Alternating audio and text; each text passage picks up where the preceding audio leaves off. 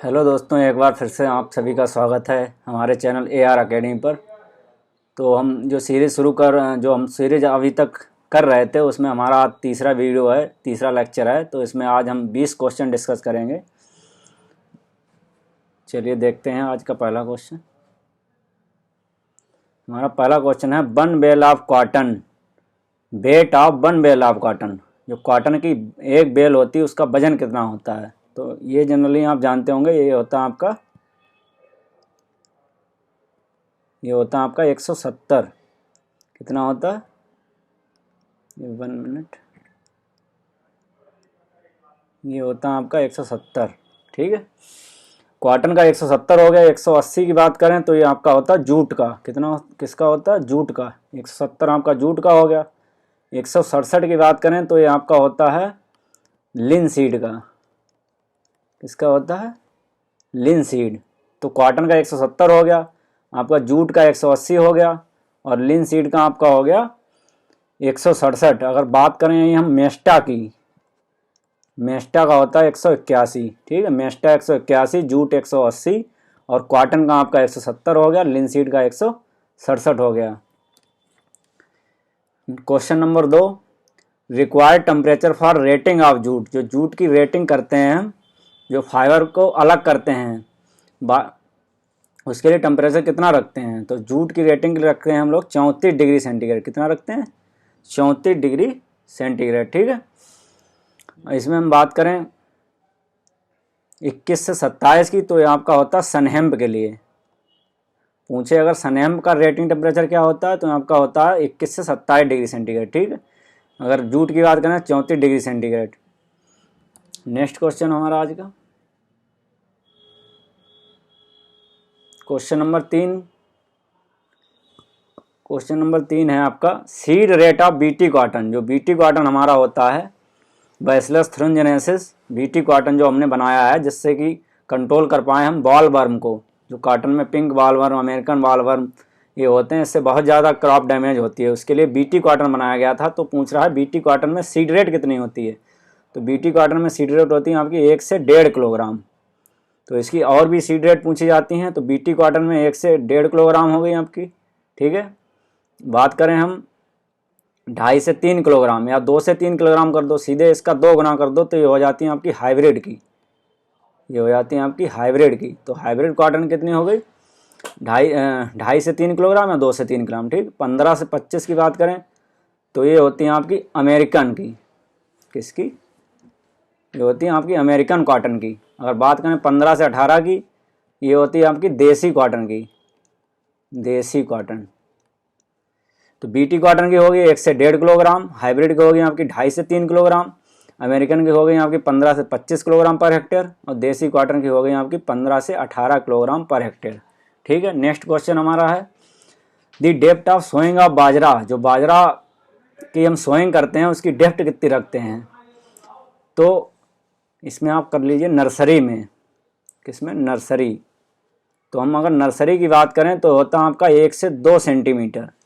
Nursery में हम depth रखते हैं 1 से 2 सेंटीमीटर। अगर हम बात करें नॉर्मली जो बाजरा लगाते हैं उसकी हम लोग डेप्थ रखते हैं 3 से 4 सेंटीमीटर। जो ब्रॉडकास्टिंग, सीधे ब्रॉडकास्टिंग करते हैं, जो सीधे हम लोग ब्रॉडकास्ट करेंगे तो उसमें कितना रखेंगे? 3 से 4 सेंटीमीटर। और नर्सरी में लगाएंगे तो 1 से 2 सेंटीमीटर। इसकी सीड रेट यहाँ लिख लीजिए। बाजरा का साइंटिफिक नेम आपको पता ही होगा, पेनीसेटम अमेरिकनम, पेनीसेटम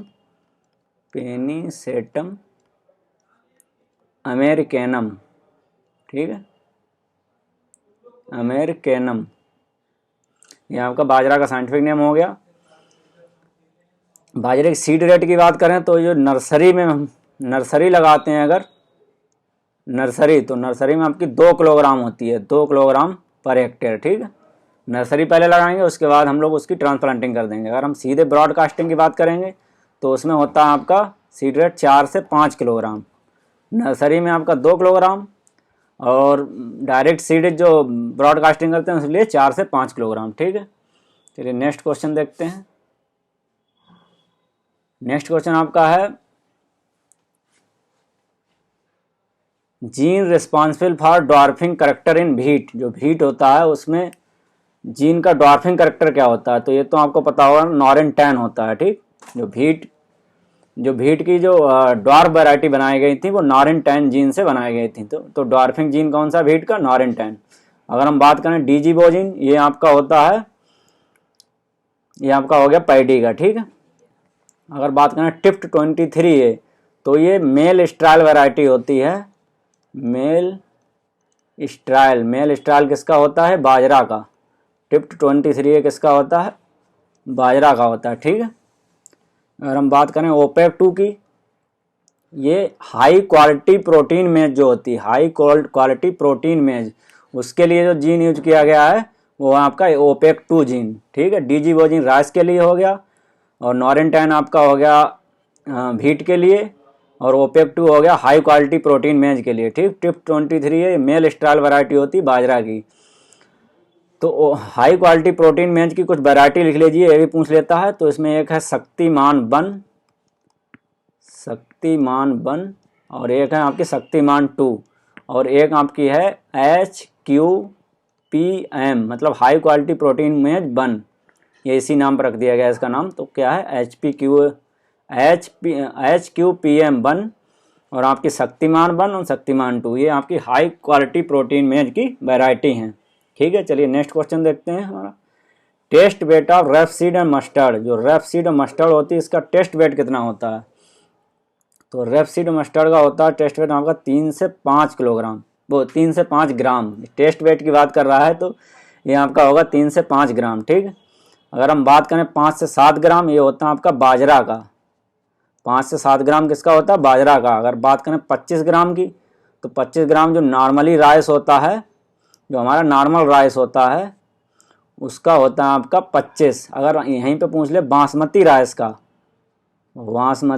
का, तो ये आपका कितना हो जाएगा, ये हो जाएगा 21 ग्राम। ठीक है, और 40 ग्राम आपका होता है व्हीट का।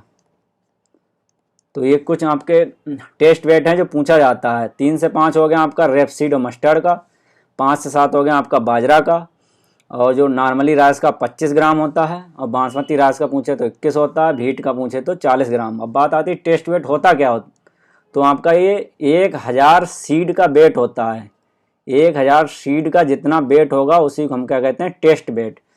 अगर 100 सीड का वेट की बात करें, 100 सीड लेंगे तो उसको कहेंगे हम सीड इंडेक्स, उसको क्या कहते हैं, सीड इंडेक्स कहते हैं। ठीक है, 100 दानों का वजन तो सीड इंडेक्स हो गया आपका। अगर आपका 1000 दानों का वजन करे तो ये आपका टेस्ट वेट हो गया। ठीक है, चलिए देखते हैं नेक्स्ट क्वेश्चन। नेक्स्ट क्वेश्चन आपका है example of day neutral plant. तो डे न्यूट्रल प्लांट का एग्जाम्पल आपका है मेज। क्या है आपका राइट आंसर, मेज। पहला ऑप्शन आपका इसमें करेक्ट है। तो इसमें 3 टाइप के प्लांट होते हैं। एक होता है आपका शॉर्ट डे प्लांट, एक होता है आपका लॉन्ग डे प्लांट, एक होता है आपका डे न्यूट्रल प्लांट। तो शॉर्ट डे प्लांट वो होता है जिसमें लेस देन 12 आवर के लिए उसको लाइट की चाहिए, जितना लाइट चाहिए, 12 घंटे से कम की लाइट जिसको चाहिए फ्लावरिंग के लिए, फ्लावरिंग के समय। किसके लिए, फ्लावरिंग के समय। तो ये आपका शॉर्ट डे प्लांट होता है। बात करें लॉन्ग डे प्लांट की, इसका होता है ये शॉर्ट डे प्लांट है। तो शॉर्ट डे प्लांट का होता है लेस देन 12 आवर लाइट। जो डे लाइट होती है, डे लेंथ, वो आपकी लेस देन 12 आवर होनी चाहिए। किसके लिए, शॉर्ट डे प्लांट के लिए। अगर लॉन्ग डे प्लांट की बात करें तो मोर देन 12 आवर। अगर इसमें कभी कभी करेक्ट सीधे ऑप्शन देता है 14 से 16 घंटा, तो ये मिल जाए तो ये भी सही है। अगर आपकी मोर देन 12 आवर की बात करें तो ये तो एक रेंज में हो गया। अगर सीधे पूछें आपका तो 14 से 16 आवर, ये आपका क्या होगा, लॉन्ग डे प्लांट। और डे न्यूट्रल प्लांट जिसको लाइट का कोई इफेक्ट नहीं पड़ता है, नो इफेक्ट ऑफ लाइट। ठीक है, day neutral plant no effect of light. और लॉन्ग डे प्लांट का आपका मोर देन 12 आवर यानी 14-16 घंटे लगभग, और शॉर्ट डे प्लांट का लेस देन 12 घंटे। तो जो आपकी शॉर्ट डे क्रॉप होती हैं वो आपकी खरीफ क्रॉप होती हैं। जो भी खरीफ की क्रॉप होंगी, क्योंकि खरीफ क्रॉप आपकी जून जुलाई में लगाई जाती है, बट उसका जो फ्लावरिंग समय होता है वो लगभग उधर ठंड में जाकर होता है, तो वहाँ पे डे की लेंथ छोटी होती है, तो इसीलिए खरीफ क्रॉप को हम लोग शॉर्ट डे प्लांट, क्योंकि ये फ्लावरिंग के समय देखी जाती है, फ्लावरिंग के समय लेंथ कितनी है, तो अगर 12 घंटे से कम चाहिए है तो आपका शॉर्ट डे प्लांट है, तो वो खरीफ क्रॉप मेनली क्या होती हैं आपकी, शॉर्ट डे प्लांट होती हैं। लॉन्ग डे प्लांट तो आपकी रबी क्रॉप होती हैं, जो मोस्टली रबी क्रॉप होती हैं वो लॉन्ग डे प्लांट होती हैं। अगर डे न्यूट्रल की बात करें तो इसमें मेज आएगा, इसमें टोमेटो आएगा आपका, इसमें आपका सनफ्लावर आएगा, और इसी में आपका ब्रिंजल भी आएगा, ब्रांजल। ठीक, तो डे न्यूट्रल प्लांट के एग्जांपल क्या हो गए, मेज, टोमेटो, सनफ्लावर, ब्रिंजल। और लॉन्ग डे का हो गया रबी क्रॉप। रबी क्रॉप में जैसे भीट हो गया और आपका चना हो गया, ये सब आपकी रबी क्रॉप हैं। अब बात करें हम खरीफ क्रॉप की, जो शॉर्ट डे प्लांट होती हैं, इसमें आपका राइस हो गया, पैडी हो गया, उसके बाद आपका उर्द, मूंग, ये सारी क्या आती हैं आपकी short day plant. Next question आपका पोटैटो रिक्वायर्ड फॉर, ये यहाँ टेम्परेचर कर लीजिए, temperature required for potato tuberisation. तो पोटैटो ट्यूबराइजेशन के लिए टेम्परेचर बहुत पूछता है एग्जाम में, तो आपका होता है 17 से 19 डिग्री सेंटीग्रेड। जो पोटैटो में ट्यूबर बनते हैं उसके लिए टेम्परेचर कितना सूटेबल रहता है, तो आपका रहता है 17 से 19 डिग्री सेंटीग्रेड। ठीक है, यहीं बात करें पोटैटो आपका रबी सीजन क्रॉप है। ठीक, तो ये आपका क्या हो गया, लॉन्ग डे प्लांट। लेकिन यहीं स्पेसिफाई कभी कभी कर देता है कि ट्यूबराइजेशन के लिए क्या है और फ्लावरिंग के समय क्या है। ठीक, फ्लावरिंग, अगर हम ट्यूबराइजेशन की बात करेंगे तो ये लॉन्ग डे प्लांट होगा। अगर हम फ्लावरिंग की बात करेंगे, अगर हम ट्यूबराइजेशन की बात करेंगे तो ये होता है आपका रबी में होगा, तो यहाँ आपका होगा लॉन्ग डे प्लांट। ठीक, अगर फ्लावरिंग पॉइंट ऑफ व्यू से करेंगे तो ये होगा शॉर्ट डे प्लांट। ठीक, इसको ध्यान रखिए, पूछा जाता है। ट्यूबराइजेशन के लिए यहाँ पर होता है लॉन्ग डे प्लांट और आपके फ्लावरिंग के लिए होता है शॉर्ट डे प्लांट। ठीक है, चलिए नेक्स्ट क्वेश्चन देखते हैं। क्वेश्चन नंबर 9 आज का हमारा है, inflorescence of sugar cane is known as. जो शुगर कैन का इन्फ्लोरेसेंस होता है उसको क्या कहते हैं, तो उसको हम लोग कहते हैं एरो। ठीक है, और इसको निकलने की क्रिया क्या कहेंगे हम, एरोइंग कहेंगे। क्या कहेंगे, एरोइंग। ठीक है,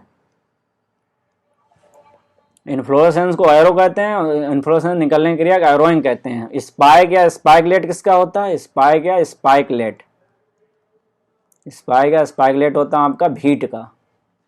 किसका होता है, भीट का। टेसल की बात करें तो ये मेल इन्फ्लोरेसेंस होता है किसमें, मक्का में, मेज में।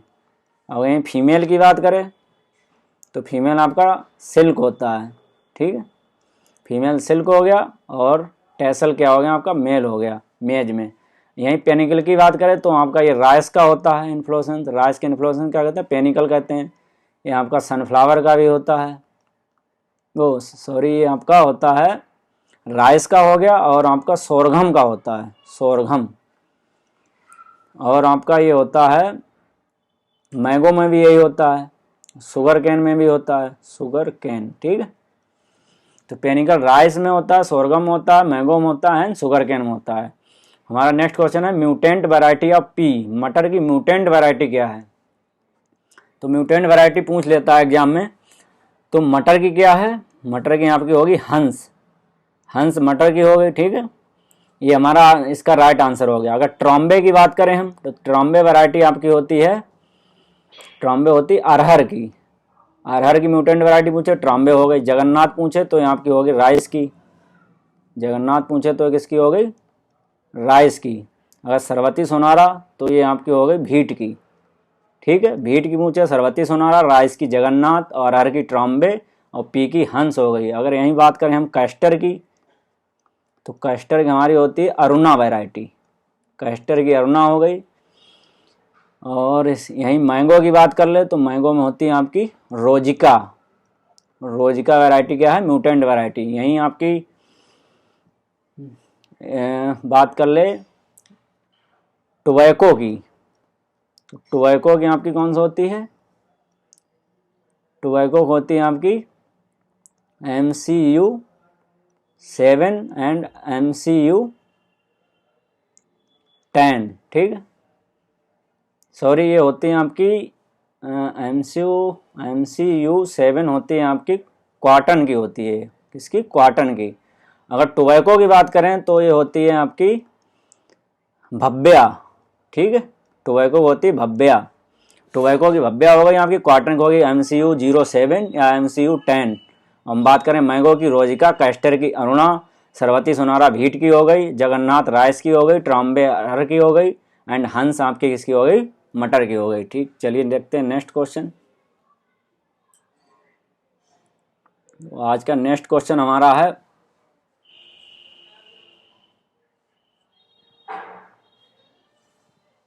Oil percentage of sunflower. Sunflower में ऑयल कितना परसेंट होता है?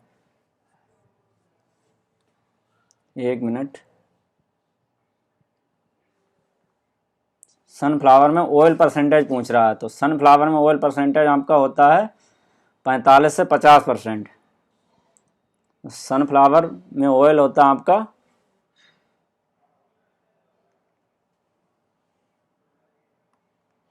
सनफ्लावर में होता है आपका 45 से 50% ऑयल। अगर हम बात करें 58 से 60%, तो ये आपका होता है कोकोनट में। जो आपका नारियल होता है उसमें कितना होता है? 58 से 60%। सनफ्लावर में 45-50%, कोकोनट में 58 से 60%, और 48 से 52% आपका होता है कुसुम में, जो सिसमम होती है। सिसमम कितना होता है? 48 से 52%। और जो 24 से 36% ये आपका होता है सैफफ्लावर में। ठीक है, नेक्स्ट क्वेश्चन है आपका modern crop of oil seed in India. India में मॉडर्न क्रॉप कौन सी है ऑयल सीड की? तो मॉडर्न क्रॉप पूछे तो ये जो मेनली जो सोयाबीन है आपकी 1960 के बाद में आई थी, मतलब 1960 में आई थी सोयाबीन। उसके बाद सनफ्लावर आई, फिर आपकी सैफफ्लावर आई। तो इन तीनों को हम लोग क्या कहते हैं? मॉडर्न वैरायटी करते हैं, मॉडर्न क्रॉप कहते हैं। अगर मॉडर्न क्रॉप पूछे ये तीनों होंगी, सोयाबीन, सनफ्लावर, सैफफ्लावर। क्योंकि जब से ये क्रॉप आई 1960 में, उसके बाद से हमारा ऑयल का प्रोडक्शन बहुत अच्छा हो गया, तो इसीलिए इनको मॉडर्न क्रॉप कहा जाता है। सोयाबीन, सनफ्लावर और सैफफ्लावर, क्योंकि ये 1960 के बाद आई थी। Next question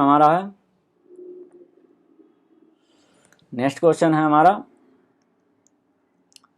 which is the first intergeneric cross triticale made by. जो ट्रिटिकेल क्रॉस है वो किसने बनाया था? तो ट्रिटिकेल आपको पता होगा, ये बनाया था आपका रिम्पू ने। किसने बनाया था? रिम्पू ने। इसका क्रॉस क्या है? ट्रिटिकेल जो है आपका फर्स्ट मैन मेड क्रॉस है। अगर फर्स्ट मैन मेड सीरियल पूछे, आपका पूछे फर्स्ट मैन मेड सीरियल,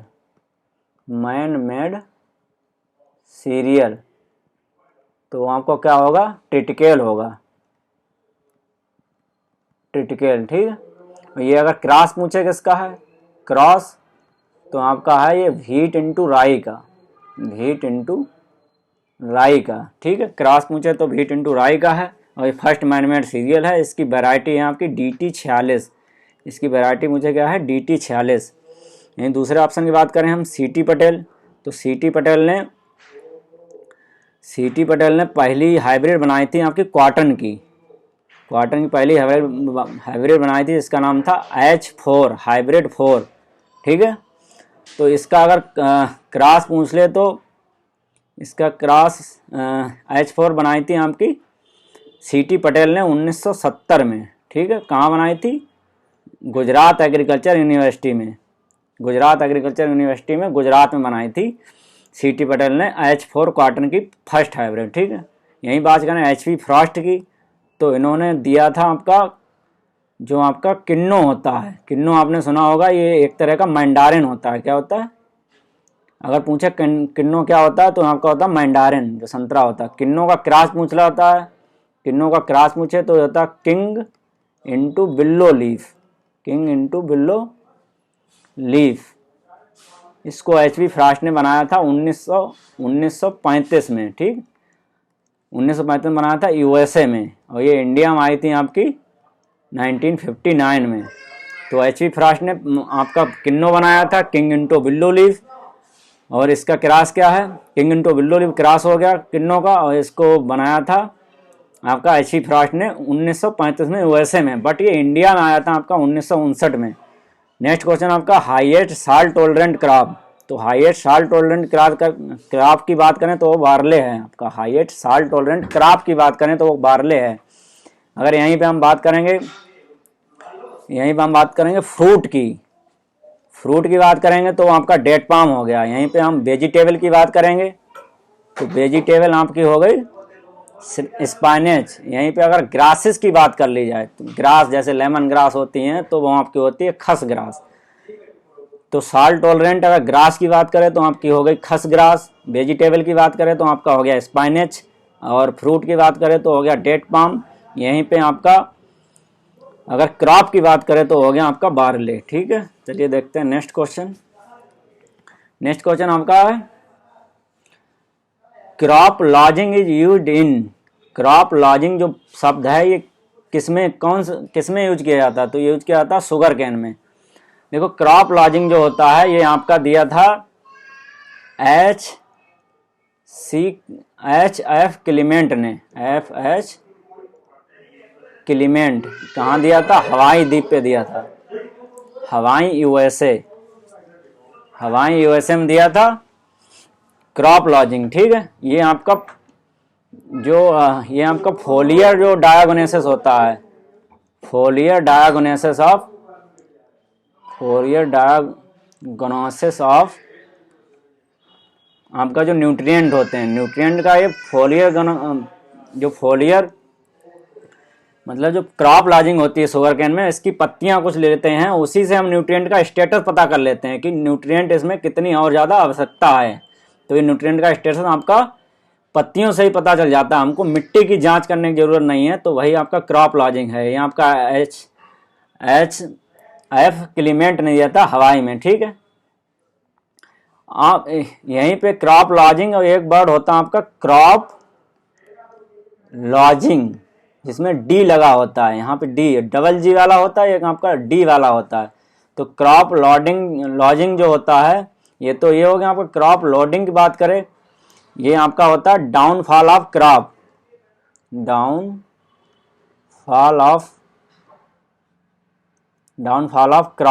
जो क्रॉप की वेजिटेटिव ग्रोथ बहुत ज़्यादा हो जाती है, जब वो गिर जाती है बहुत हाई स्पीड में, अगर आपका हवा चलने लगेगी, हाई स्पीड में अगर आपकी विंड की हाई स्पीड होगी तो आपकी जो ज़्यादा वेजिटेटिव ग्रोथ होगी तो वो क्रॉप जो होगी उसका डाउनफॉल हो जाएगा, वो गिर जाएगी, उसी को हम क्रॉप लॉजिंग कहते हैं। और क्रॉप लॉजिंग ये डबल जी वाला होता है, ये आपका शुगर केन से रिलेटेड है, जो आपका न्यूट्रिएंट स्टेटस का पता लगाता है। तीसरा आपका वाटर लॉगिंग होता है। क्या होता है? Water logging. तो वाटर लॉगिंग क्या होता है आपका? जब आपका बहुत ज़्यादा पानी भर जाता है, जब कहीं पे पानी का भराव हो जाता है, जिससे माइक्रो और माइक्रोपोर दोनों फिल हो जाते हैं। सॉइल में एक माइक्रोपोर होता है और आपका माइक्रोपोर होता है। जब ये दोनों फुल हो जाएंगे तो पानी की वाटर होल्डिंग कैपेसिटी है पूरी हो जाएगी। उसके बाद ये माइक्रोपोर दोनों फिल हो जाएंगे तो जो पानी का भराव हो जाएगा वो आपका वाटर लॉगिंग होगा। तो तीनों वर्ड आप समझ गए होंगे, क्रॉप लॉजिंग क्या है, क्रॉप लॉजिंग क्या है एंड वाटर लॉडिंग क्या है। नेक्स्ट क्वेश्चन हमारा है earthing up in sugar cane should be done in. जो अर्थिंग अप होती है, मिट्टी चढ़ाने की क्रिया होती है किसमें? शुगर केन में। ये कब की जाती है? आपकी की जाती है जून जुलाई में। जुलाई ऑप्शन है तब भी ठीक है। तो जून जुलाई में आपका क्या किया जाता है? मिट्टी चढ़ाई जाती है। अगर अगस्त में बात करें तो इसमें की जाती है टाइंग। जो देखा होगा गन्ने की बंधाई कर देते हैं, उसको कहते हैं टाइंग। ये आपकी की जाती है अगस्त में। अगर पूछें आपका अर्थिंग अप, ये आपके कब करते हैं? जून जुलाई में। ठीक है, नेक्स्ट क्वेश्चन देखते हैं। नेक्स्ट क्वेश्चन है application of gypsum is required more for. जो जिप्सम की रिक्वायरमेंट होती है वो मोर ज़्यादा किस क्रॉप में होती है? तो वो आपकी होती है ग्राउंड नट में। ग्राउंड नट में क्यों होती है? क्योंकि इसमें कैल्शियम की रिक्वायरमेंट ज़्यादा होती है। क्योंकि कभी कभी इसमें पॉपिंग हो जाती है। कभी पॉपिंग टर्म आपने पढ़ा होगा मेज में, किसकी वजह से हो जाती है? कैल्शियम की कमी के कारण, कैल्शियम की डिफिशियंसी के कारण। ठीक है, कैल्शियम की डिफिशियंसी के कारण क्या हो जाता है? आपका पॉपिंग हो जाती है, जिसमें जो आपका मूंगफली का दाना उसमें नहीं बनता है, वो अनफिल्ड रह जाता है। क्या रह जाता है? अनफिल्ड रह जाता है। मूंगफली का दाना नहीं बनता, उसी को पॉपिंग कहते हैं। वो आपका कैल्शियम की डिफिशियंसी कारण होता है। तो जिप्सम की रिक्वायरमेंट इसीलिए ग्राउंडनट में ज़्यादा होती है। इसके साथ साथ इसमें सल्फर भी मिल जाता है। तो हम बात करें अगर जिप्सम की, तो इसमें आपका कैल्शियम कितना होता है 29.4%। यहीं बात करें हम सल्फर की, तो इसमें होता है आपका सल्फर होता है 18.6%। ठीक है। जिप्सम का फार्मूला की बात करें तो ये होता है CaSO4.2H2O। इसका फार्मूला बात करें तो क्या है CaSO4.2H2O। इसमें कैल्शियम की बात करें 29.4% हो गई, सल्फर 18.6% हो गया।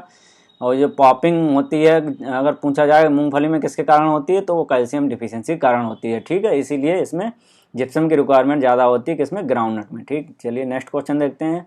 Which element is essential for sugar translocation in sugar cane. जो शुगर कैन होता है, गन्ना होता है, उसमें शुगर के ट्रांसलोकेशन के कौन सा एलिमेंट जो होता है एसेंशियल होता है, तो उसका राइट आंसर आपका पोटेशियम। और ये आपका बोरान होता है, ये भी शुगर ट्रांसलोकेशन के लिए होता है, ये भी आपका शुगर ट्रांसलोकेशन के लिए होता है। ठीक, लेकिन हम स्पेशल केस में अगर गन्ने की बात करें तो उसमें क्या होता है, पोटेशियम होता है। वैसे आपका बोरान होता है, बोरान और आपका यूज होता है पोलन जर्मिनेशन के लिए। अगर पूछे पोलन जर्मिनेशन के लिए, पोलन जर्मिनेशन के लिए कौन सा एलिमेंट की रिक्वायरमेंट होती है, बोरान की। शुगर ट्रांसलोकेशन के लिए भी बोरान की ज़रूरत होती है। अगर स्पेशल का शुगर केन में पूछे तो आपका होगा पोटेशियम। ठीक है, चलिए नेक्स्ट क्वेश्चन देखते हैं। नेक्स्ट क्वेश्चन आपका है which growth stage of sugarcane is critical for irrigation. जो हमारी फसलें होती हैं उनमें इरिगेशन की कुछ क्रिटिकल स्टेज होती हैं। क्रिटिकल मतलब उस स्टेज में उसको पानी ज़्यादा चाहिए होता है। अगर आप पानी उस स्टेज में नहीं देंगे तो हमारा प्रोडक्शन बहुत ही कम हो जाएगा। तो गन्ने के केस में पूछा है तो गन्ने में होती है आपकी फॉर्मेटिव स्टेज। क्या होता है आपका फॉर्मेटिव स्टेज। अगर पूछे फॉर्मेटिव स्टेज कब आती है, तो आपकी आती है 60 से 130 डे आफ्टर प्लांटिंग।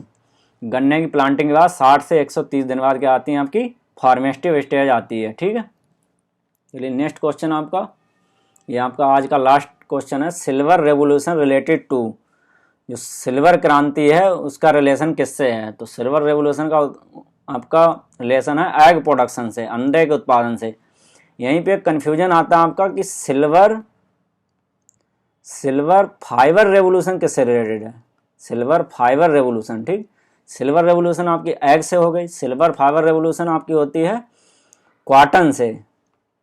ठीक है, यहीं पे हम बात करें गोल्डन रेवोल्यूशन की, गोल्डन रेवोल्यूशन, तो गोल्डन रेवोल्यूशन आपकी है फ्रूट प्रोडक्शन से। गोल्डन रेवोल्यूशन किससे है, आपकी फ्रूट प्रोडक्शन से। किससे रिलेटेड है, फूड प्रोडक्शन से। यहीं बात करें गोल्डन फाइबर की, गोल्डन फाइबर, तो गोल्डन फाइबर रेवोल्यूशन आपकी किससे है, जूट से। तो ये कन्फ्यूजन बहुत ज़रूरी है दूर करना, क्योंकि इसमें कभी कभी कन्फ्यूजन हो जाता है। सिल्वर रेवोल्यूशन सिर्फ पूछे तो आपकी एग से हो गई। अगर आपका पूछे सिल्वर फाइबर रेवोल्यूशन तो आपकी होती है कॉटन से। अगर पूछे गोल्डन रेवोल्यूशन किससे है तो फ्रूट प्रोडक्शन से हो गई। गोल्डन फाइबर रेवोल्यूशन पूछे तो आपकी जूट से हो गई। और येलो रेवोल्यूशन भी लिख लीजिए। येलो रेवोल्यूशन आपकी किससे संबंधित है, ये आपकी है oil seed production, oil seed production से। यही पूछा जाए जो गोल्डन रेवोल्यूशन है इसने किसने दिया है इसको, तो ये है KL चड्ढा ने। किसने दिया, KL चड्ढा ने। KL चड्ढा ने आपकी दी है गोल्डन रेवोल्यूशन। यहीं बात करें येलो रेवोल्यूशन तो ये आपकी दी है सैम पेट्रोदा ने, सैम पेट्रोडा। येलो रेवोल्यूशन किसने दिया आपका, सैम पेट्रोदा ने। गोल्डन रेवोल्यूशन किसने दिया, गोल्डन रेवोल्यूशन, ये फ्रूट वाला गोल्डन रेवोल्यूशन पूछे तो KL चड्ढा ने। और यहाँ पे यही मीट किस में आता है, तो मीट से रिलेटेड कौन सा है, मीट का आपका है रेड रेवोल्यूशन। मीट से आपकी रेड रेवोल्यूशन। मीट से पूछे, आपका पूछे टोमेटो से, तो ये आपका क्या हो जाएगा, रेड रेवोल्यूशन। ठीक है, तो ये आज के 20 क्वेश्चन थे, इसको हमने अच्छे डिस्कस किया और आपने पूरा वीडियो देखा, उसके लिए बहुत बहुत धन्यवाद। और अगर आप इस चैनल पर नए हैं तो इस चैनल को सब्सक्राइब कर लें और वीडियो को लाइक कर लें। तो आज के लिए बस इतना, मिलते हैं नेक्स्ट लेक्चर में। धन्यवाद।